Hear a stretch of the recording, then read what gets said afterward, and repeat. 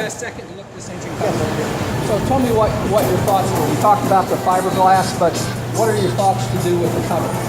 I haven't come up with a definitive plan yet, but I do want to cover everything from the valve cover around here, and I want to go all the way over. I don't want to see any of the wiring. I don't want to see any of the plumbing. All that's going to be like external.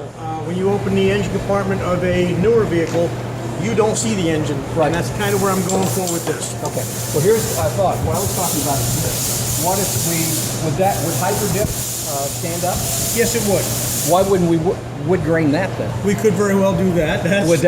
That would then bring the outside inside, or if we use the same paint combination that we used inside with the body color and the burnt orange. But I was just thinking if we did that on the cover and then made that the wood grain on there, it would kind of bring that engine compartment into the interior. Just a thought.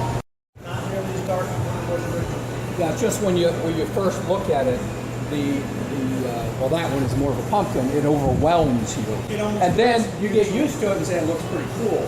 So maybe if we tone that down just a hair, the burnt orange will do that. Yes. But tone it down so it's not 50% of the interior, but more of an accent rather than the 50% of the interior, and then balance that out with the wood grain. Okay. So the gray, wood grain, and the burnt orange kind of balance out. Then a quarter of it's wood grain, a quarter of it's burnt orange, and half of it is the gray material. Okay. So if we kind of shoot. Great idea. Then what I'll do is we'll actually do these in the gray material. Yeah. This matches the top of the dash, which will carry through better anyway. Yeah, I think that's going to be a lot of burnt orange, as big as those are right there. So too. Yeah. Plus it's got that whole panel that goes in here also. So yeah. No, here's another thought though. I mean, it's a lot difficult to do a burnt orange insert in the center of it. I mean, that might be too much. I don't know. I'll think about that one. Yeah.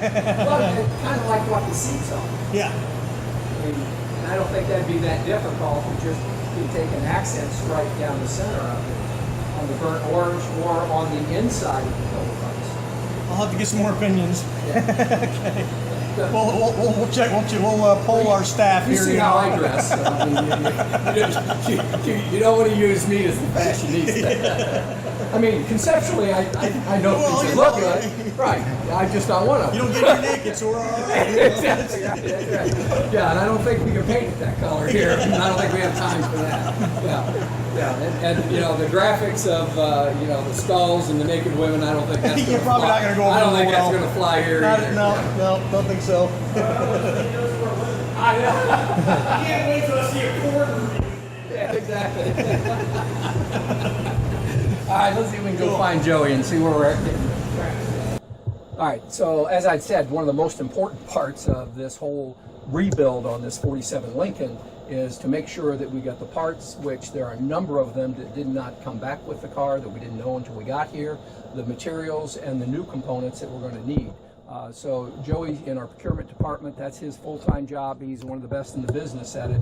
So Joey, can you give us an update of where we're at and what parts that we got in and what we still are working on to be ordered? Right now we have new exhaust manifolds that we're missing, new radiator, new air conditioner condenser, new cooling fan assembly, hoses, belts, new belt tensioner. All that stuff was missing when the car came here, so that's all been replaced. Right now I'm working on new air rod suspension for the front. We had a damaged one, and there's different measurements you have to take and get the correct one to fit. So that's where we're at as far as that goes. Okay, on that I got a question. Scott and I talked about the original control and the pigtail on it. Yes. Was a little short. Yes. Did we measure that and see if that's possible to get one with a longer pigtail to it? I'm going to contact Air Rod Technologies this afternoon and see if they have a replacement or like an extension cord for it. That way we can put that thing where we want. Well, I'd maybe take the measurement on that so we can tell them, if it's a 6-foot pigtail or whatever it is, Right. and we need a 7-foot. Right, exactly. Because we're just a couple of inches shorter. I mean, not any extra we can hide underneath the carpet, Right. or into the glove box where the control's going to go. Yep. All right, what else do we need to get for that car to get it? I saw the tires came Yep, in. we got a brand new set of tires for it. They'll be put on here probably next week. We got some interior pieces. Right here's one of them. Instead of trying to recover this piece, I'm going to try to get a used one or a brand new one because it's more cost effective to just get a new one, put our covers on and be done, instead of tearing all that off. You'd be an hour tearing that apart. Okay, now that I'm looking at that too, you might want to talk to Scott about hydro dipping that. That's what we're going to do. Yeah. Yep, we were there. Yeah, yesterday. that would be awesome wood grain, I'm thinking. Yeah, we went to the hydro dippers yesterday and got some samples. They showed us some things what they can do, and that's the way to go. Okay. It's cheaper, a lot easier. We got some A-pillar covers we're probably going to need to be replaced. Glove box door, same thing. It's easier to buy it like used or new, and then just cover it with our covers, and then we're done. Okay. So. All right, and you might talk. We were just talking about the A-pillars. We were talking about wrapping them in gray, and then I had a crazy idea of maybe putting a burnt orange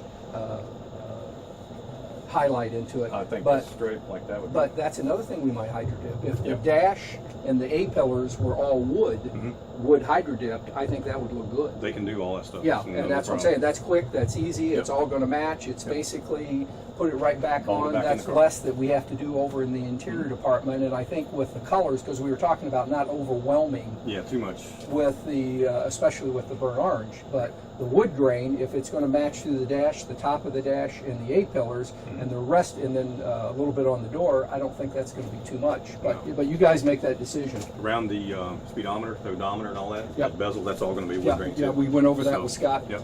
So I don't know. That might be too much. I don't know. You guys decide on that. That now that I'm thinking about that, may be too much wood grain because it may basically make the whole dash wood grain. So maybe we ought to break it up. We need to put some trim on it somewhere in another color. Yep. All right. Anything else that that you know that we need to get in for that and get it in process? And we pretty much got, other than just a few parts where I'm trying to find right now, we pretty much got everything we need to put it together. Okay. All right. So yeah, let's just make sure we got all that covered and get it here as quick as possible, because what we do, I'd like to get as much of the mechanical stuff all finished so that we're not working over top of it with body and paint. Yep.